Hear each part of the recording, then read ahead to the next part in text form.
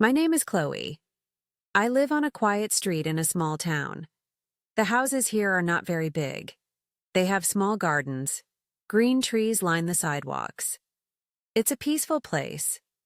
Maybe sometimes it feels a little too quiet. I am 25 years old. I work at the local library. I like books. I like the quiet too, most of the time. Next door to me lives a man named Mr. Harrison. He moved in about a year ago. I don't know much about him. Nobody on our street does. He is older than me. Maybe 50 years old. Maybe 60. It's hard to tell. He has gray hair and glasses. He always wears simple clothes, like dark pants and plain shirts. Mr. Harrison is very, very quiet. He keeps to himself. That means he doesn't talk much to neighbors. He doesn't come to street parties. He doesn't sit on his porch in the evening. Sometimes I wonder if he even likes living here. His house is always neat outside. The grass is cut. The flowers are watered. But the windows are always covered. Thick curtains block the view. You can never see inside his house. It feels like a secret place. Some neighbors whisper about him. Mrs. Gable, who lives across the street, she likes to talk. She says, "He must be hiding something. Why else would he be so quiet?" Mr. Henderson, who lives 2 doors down, he just shakes his head. He says, "Maybe he just likes peace. Leave the man alone." I mostly agree with Mr. Henderson. I think people should have their privacy. But still, I was curious. Just a little bit.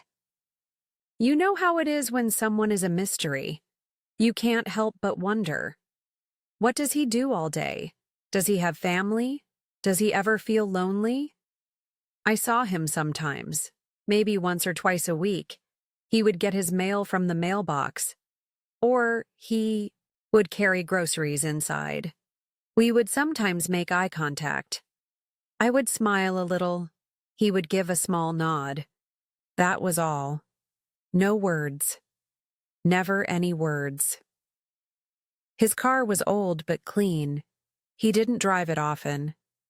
Maybe only on weekends, sometimes very early in the morning. I didn't know where he went. I imagined maybe he visited family far away, or maybe he just liked driving alone. His quiet life made my own life feel louder, even though I am quiet too. I tried not to think about him too much. I had my work at the library. I had my books. I had my cat, Leo. Leo is orange and sleeps a lot. My life was simple. It was calm. I liked it that way. I thought Mr. Harrison probably liked his calm life too. I respected his quiet world. I didn't want to disturb him. Then one day, something happened. It was late on a Tuesday night. I couldn't sleep. Sometimes that happens when I read a very exciting book before bed. I went to the kitchen to get some water. My kitchen window looks out towards Mr. Harrison's backyard. It was very dark outside. The moon was hiding behind clouds. The only light came from the streetlights far away. They made long, strange shadows on the grass. I stood by the window for a minute, drinking my water. And then, I saw it. A small light turned on in Mr. Harrison's shed. His shed is at the back of his garden. It's old and wooden. I had never seen a light on in there before. Not ever. I watched, feeling curious. Why was he in the shed so late at night? A moment later, the shed door opened slowly. Mr. Harrison came out. He was carrying something. It was large and wrapped in a dark blanket. He carried it very carefully, like it was heavy or maybe very important. He walked slowly across his dark lawn towards his back door. He looked around, left and right, like he was checking if anyone was watching. My heart started to beat fast. What was he carrying? Why was he being so secret about it? My mind started to think of scary things. Maybe Mrs. Gable was right. Maybe he was hiding something bad. I quickly stepped away from the window. I didn't want him to see me. I felt scared. What if he saw me watching? I went back to my bed, but I couldn't sleep at all now. My mind kept seeing that image. Mr. Harrison in the dark garden, the strange bundle in his arms, the way he looked around. It felt wrong. It felt dangerous. I told myself, Chloe, don't be silly. Maybe it was just old garden tools. Maybe it was a broken chair. But deep inside, I felt a knot of fear. It didn't feel like tools or a chair. It felt like something else. Something secret. The next morning, the sun was shining. The street looked normal again. Birds were singing. Cars drove by slowly. I looked at Mr. Harrison's house. The curtains were still closed. The shed door was shut tight. Everything looked exactly the same as always. Peaceful. Quiet. Did I imagine what I saw last night? No, I knew I didn't. It was real. I went to work at the library. I tried to focus on sorting books and helping people find what they needed, but my mind kept going back to Mr. Harrison. I saw his face in my thoughts, his quiet nod, his gray hair, and then the image from last night, the dark garden, the mysterious bundle. At lunchtime, I sat on a bench outside the library. I usually read a book, but today I just stared at the street. What should I do? Should I tell someone? Who would I tell? The police? That felt too big, too serious. What if I was wrong? What if there was a simple reason for everything? I didn't want to cause trouble for him if it was nothing. But what if it was something? What if someone was in danger? I decided to just watch. Be more careful. Pay more attention. Maybe I would see something else. Maybe I would understand. It felt a little wrong, like I was spying. But I also felt worried. I couldn't just forget what I saw. For the next few days, I watched Mr. Harrison's house more often. I didn't stare all the time, of course. Just quick looks from my window when I was home. I noticed small things I hadn't seen before. Like, he always took his trash bin out very late on Sunday night, right before the truck came early Monday morning. Most people put theirs out earlier, and he got packages delivered sometimes, but they were always plain brown boxes with no company, names on them. One afternoon, I was watering the flowers in my small front garden. Mr. Harrison came out to get his mail. He saw me. I froze for a second. Then I remembered to smile. Just a small, normal smile. "Hello," I said. My voice was a little shaky. He stopped. He looked at me for a moment. His eyes behind his glasses seemed thoughtful. Then he gave his usual small nod. He didn't say hello back. He just took his mail and went back inside his house. The door clicked shut behind him. I felt silly. Why did I expect him to talk? He never talked. But still, his silence felt different this time. It felt heavy. A few days later, I saw something else. It was Saturday afternoon. I was reading on my sofa near the window. I saw Mr. Harrison's car pull into his driveway. This was unusual. He usually only drove early in the mornings on weekends. He got out of the car. He opened the back door and took out several large bags.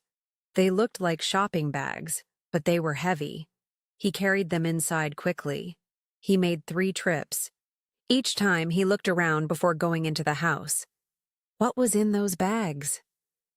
More secrets?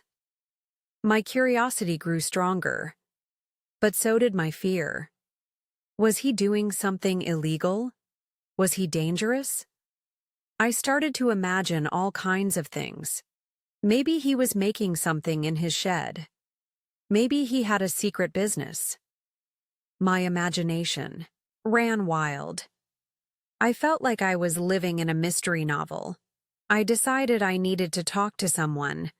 I couldn't keep this worry inside me. I called my friend Maya. She lives in another town, but we talk often. I told her everything.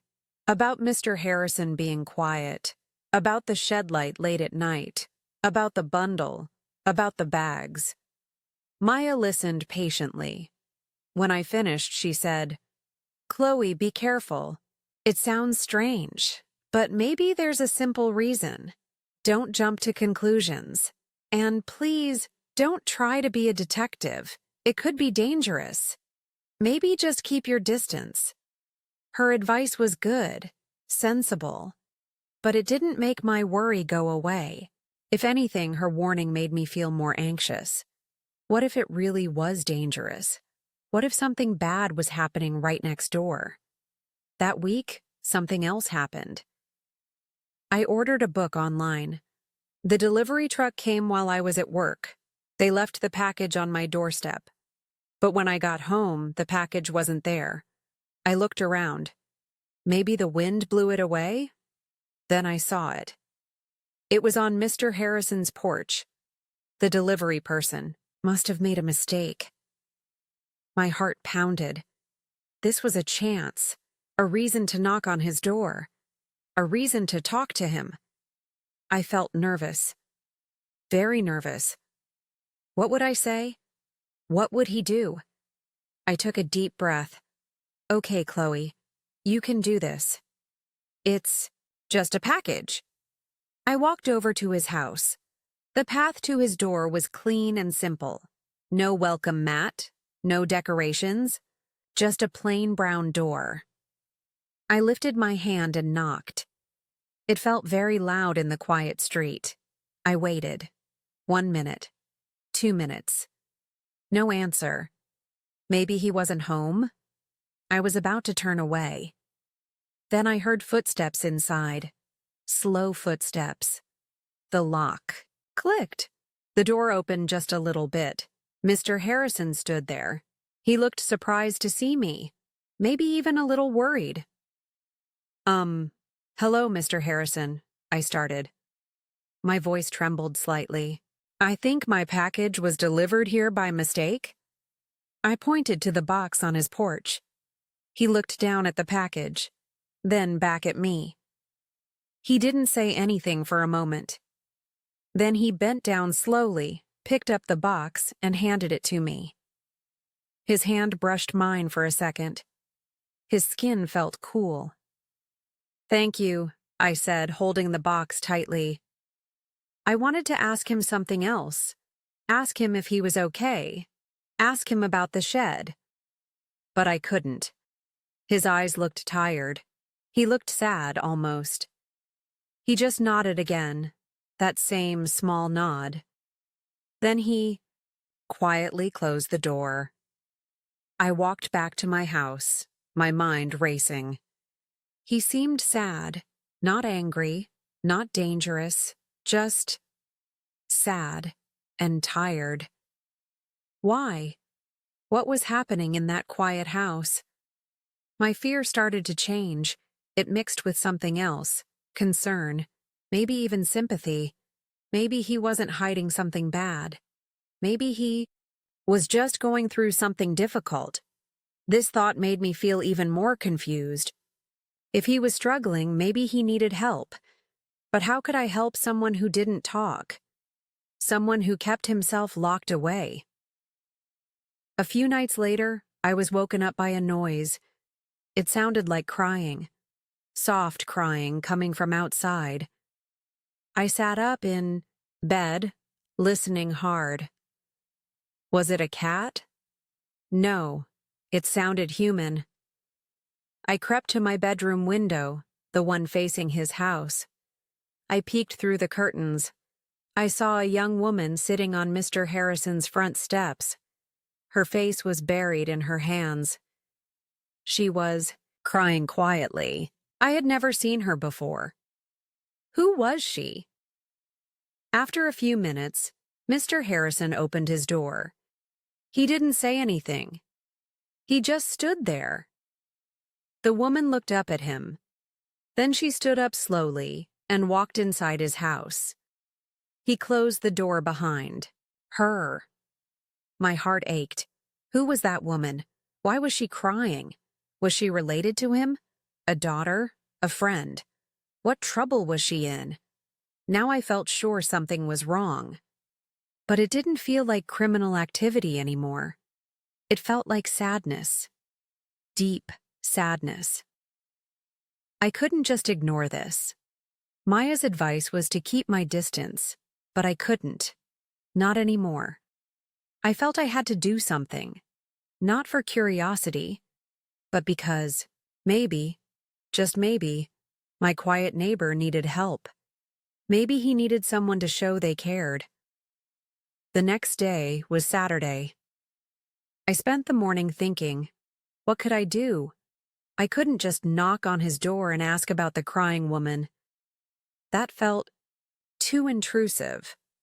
I needed a reason, a simple, neighborly reason. I decided to bake cookies. I bake sometimes when I feel stressed. Chocolate chip cookies, my favorite. I made a big batch. They smelled warm and sweet. I put about a dozen cookies on a small plate. I covered them with plastic wrap. Okay, this was my reason. A small offering of kindness. I walked over to his house again. My hands were sweating a little, but I felt calmer this time, more determined. I knocked on the plain brown door. I waited. This time, the wait felt longer. Finally, I heard the slow footsteps again. The lock clicked. The door opened. Just a crack like before. Mr. Harrison looked out. He saw the plate of cookies in my hand. His expression didn't change much, but maybe his eyes softened a little. "Hi, Mr. Harrison," I said gently. "I baked some cookies today. I made too many.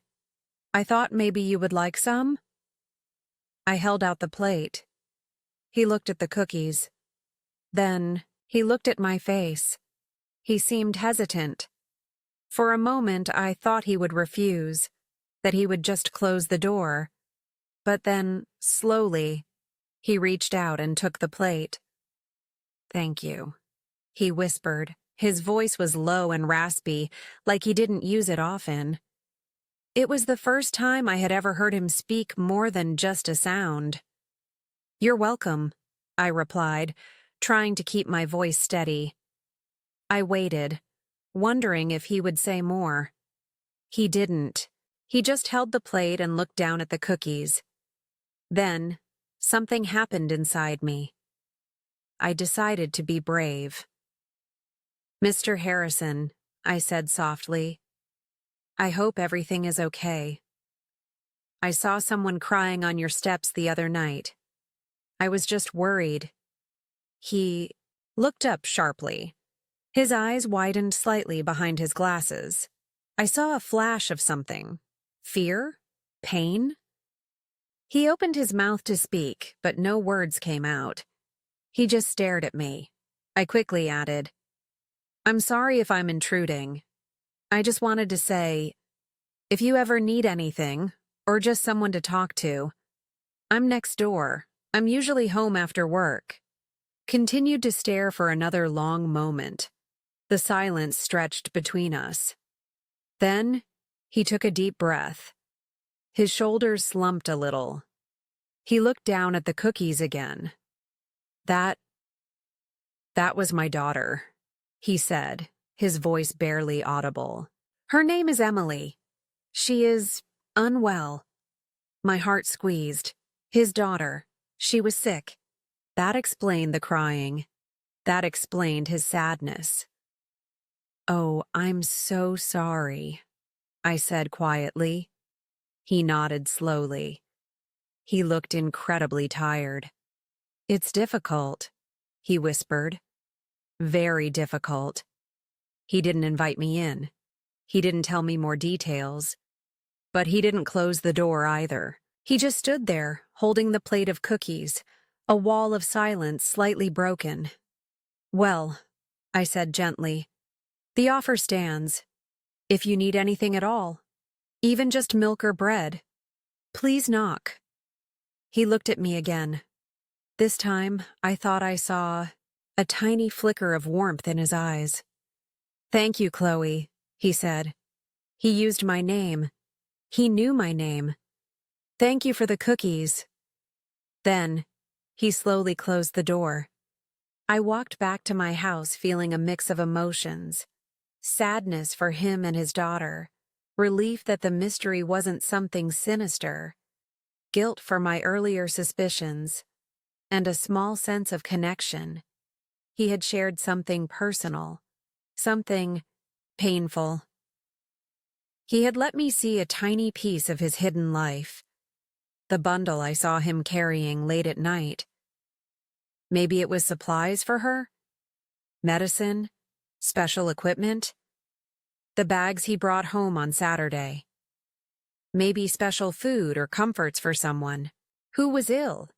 It started to make sense. A sad kind of sense. His quietness wasn't secrecy in a bad way. It was privacy. It was maybe him trying to protect his daughter, or himself, from pity or questions. I didn't see the crying woman, Emily, again after that. But I started to see Mr. Harrison a little more often. Sometimes he would be working in his garden. He didn't just cut the grass. He planted new flowers. Bright yellow ones and soft purple ones. He seemed to take great care of them. One afternoon, I was reading on my porch. He was trimming his rose bushes. He looked over and gave me a small wave. Not just a nod, but a wave. I waved back, smiling. It felt like progress. A tiny bridge built between our quiet houses. A few weeks later, my cat Leo climbed a tall tree in my backyard. He couldn't get down. He was meowing loudly, sounding scared. I tried calling him. I tried shaking a bag of his favorite treats. Nothing worked. I started to panic. The tree was too high for me to climb safely. Just then, Mr. Harrison came out, into his backyard. He must have heard Leo. He looked up at the tree. Then he looked at me. He walked over to his shed, the same shed I had watched with suspicion before. He came back carrying a tall ladder. He didn't say much, just, "Hold this steady." He carefully placed the ladder against the tree trunk. He climbed up slowly, but surely. He spoke softly to Leo. "Come on now, little guy. It's okay." Leo, surprisingly, seemed to trust him. He let Mr. Harrison gently pick him up. Mr. Harrison climbed down carefully, holding Leo securely.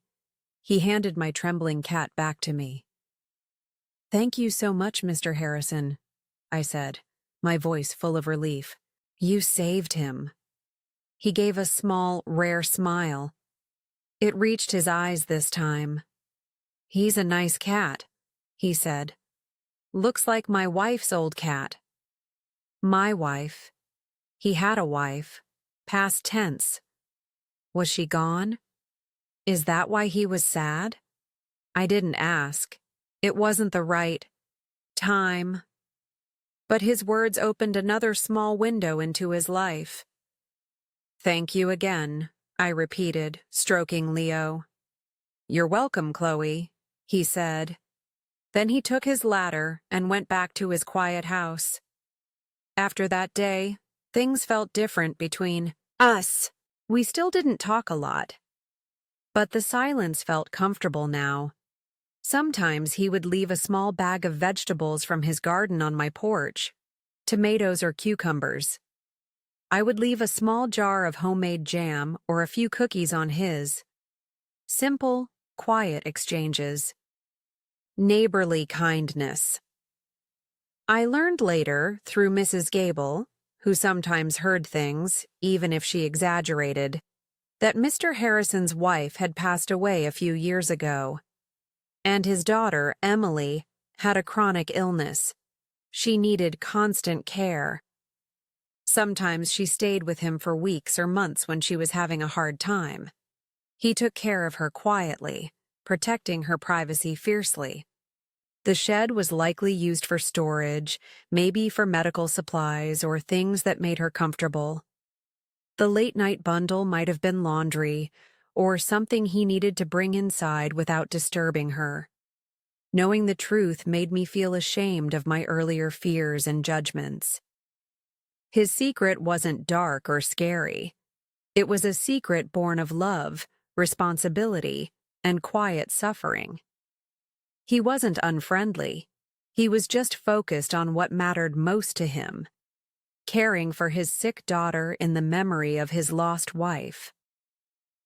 My life on the quiet street continued. I still worked at the library. Leo still slept a lot. But something had changed within me. I learned that quiet people often have the deepest stories. I learned that judging neighbors based on closed curtains or silence is wrong. Everyone is fighting a battle you might know nothing about. Mr. Harrison and I never became close friends who chatted for hours. That wasn't his way, and maybe it wasn't mine either. But we became good neighbors. We shared nods, small waves, vegetables, and cookies. We shared a quiet respect. And sometimes, that's more than enough. I look at his house now, and I don't see mystery or fear. I see a quiet man doing his best in a difficult situation. I see strength in his silence. And I learned a big lesson from my quiet neighbor's secret. Be kind. Be patient. Don't assume the worst. Everyone has a story, even if they don't tell it out loud. You just have to be willing to listen, sometimes even to the silence. Maybe you have a quiet neighbor too. Maybe they just need a plate of cookies and a little understanding. It's a simple thing, but it can make a difference.